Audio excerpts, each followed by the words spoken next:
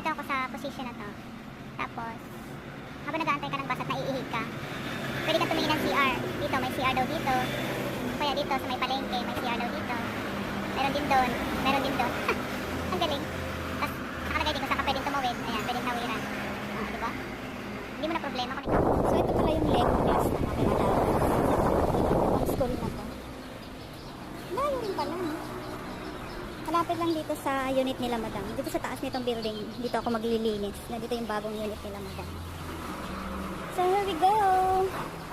Sana bago mag 5 matapos ko ang linisin at labahin dito. Chayo. Ayan. Ang ganda dito. Diba? Ang ating mahiwagan.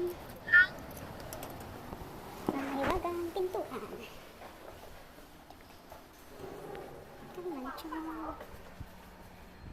Chill out.